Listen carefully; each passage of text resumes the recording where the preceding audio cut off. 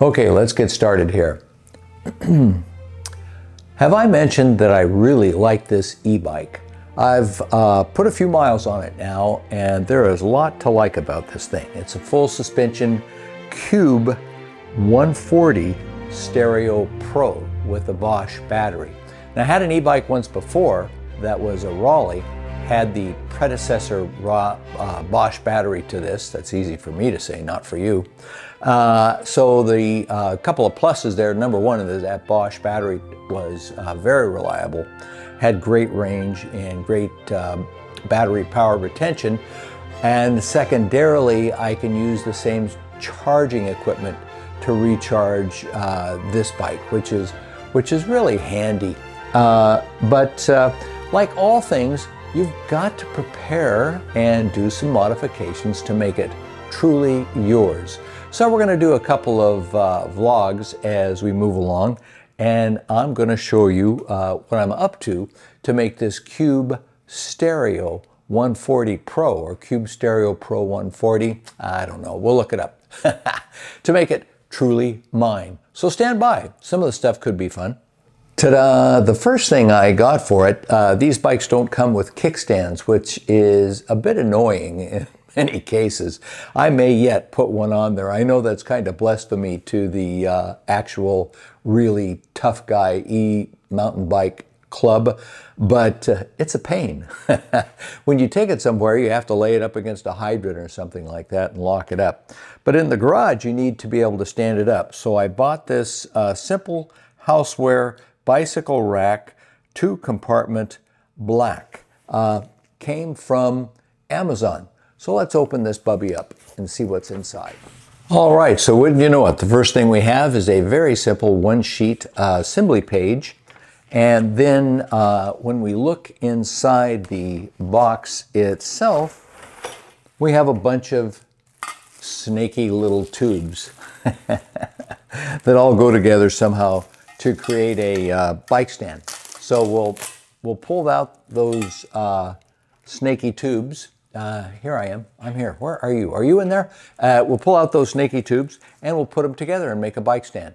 Try and capture as much of me doing this as I can on video, but no guarantees. I am doing the best I can. And by the way, this is all for science.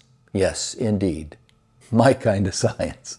Okay, when you open up the box, what you get are the two pieces that are going to form the ground stand, and then 4 pieces, and these will form the parts that you put your bike wheel in to park it.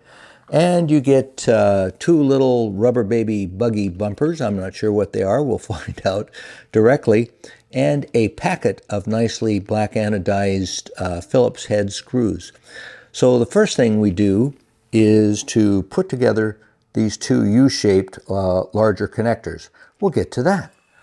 Okay, the assembly of the bottom hoop that holds the whole thing together is pretty straightforward. There's a smaller male end that goes into a larger diameter female end, and it's the same on both sides. So you line them up, which we are going to do right now. And then there are 2 spring-loaded detents that you push together, drop down inside, and put them in until they click into the assembled position. So phase 1 is done. Isn't that just marvelous, ladies and gentlemen?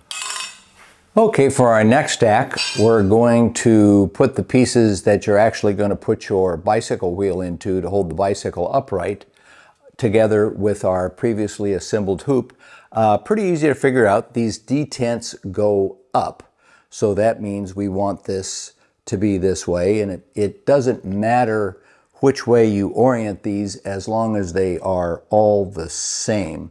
They're showing it as being all the same. So we've got corresponding holes into which this leg goes, so we'll put that one there, and then we'll put this one into here, and then we're going to use those Phillips screws to assemble it. All right, I'm gonna do that. I'm gonna do all 4 of these off camera. A little boring to watch somebody just screw some things in, unless you're really into mechanical assembly, and I don't think too many people are. Okay, be back to you in a flash. Okay, mid-course comment here. It's a bit of a trick to get these in and hold them in place so that you can attach the screws. You may want somebody to hold it steady for you on the other side. You see here I've adapted the medieval bow and arrow method, and that is I've strung that over my shoulder and I can hold it this way to get that screw in and started. So a bit fiddly getting that done, but once you're threading it in, it goes in rather easily. They do paint coat both the external and internal.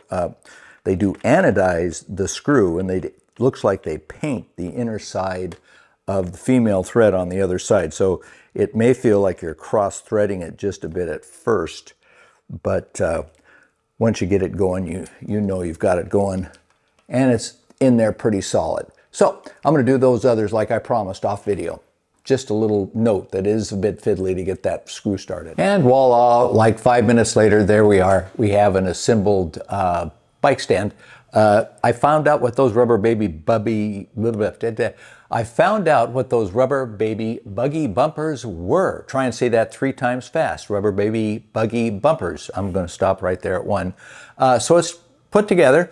Don't be me. I put the last one I put in backwards in orientation to the front 3. I just went into mindless screw things together mode, so I had to undo it. I shouldn't have to confess that, but I actually did. So I'll show you what those baby buggy bumpers are for. Rubber baby buggy bumpers. So a couple of notes. The rubber baby buggy bumpers aren't really rubber. They're 2 pieces of formed metal. And what they do, they go on these stands here, and then they drop down to the bottom. You have to squeeze them together a little bit to get them on. I think there's a recess on them that you could maybe put somebody's name on, so that you and your buddy don't get your bikes mixed up or whatever. But it also helps to impart a little rigidity to the whole affair. Now, things that I like and things that I don't like went together very, very well. Not too crazy about the fact that these screw heads stick out after you've assembled the bike rack. I don't know what that might mean to a floor. That could equal future scratches. So we may have to put indeed some rubber baby buggy bumpers on them to prevent those scratches. Let's see if it fits the bike. What do you say? I'm having fun. How about you? Hello. Just little me again. Stand meet bicycle. Bicycle meets stand. So it's going to slide around. I'm pretty lucky to have a epoxy coated floor here, but it's going to slide around. But the bicycle does fit, and that supports it pretty well, which is going to be nice. That'll make the garage just that little bit tidier, and also allow me to do some further work in the garage. We do have 2 e-bikes, 2, count them 2, Mrs. Cooper and me. So this will be the thing that I run them onto and keep them there. So that's the update there. I would say very easy to assemble. Just keep your brain on, your head on your shoulders, and don't reverse these 2 pieces like I did. The other part is that with those screws exposed, I'm worried about scratching the floor, and secondarily, you can move it around pretty easily. So I may get a couple of rubber pads and put under there to kind of lift it up and give it a little more stiction on the floor. But at the price, which was very reasonable on Amazon, don't you know? Let's give it 1.5. Not too sure how that turns out. Let's give it 1.5 thumbs up. Okay, so we'll be back at you with some more stuff for this beautiful e-bike later on.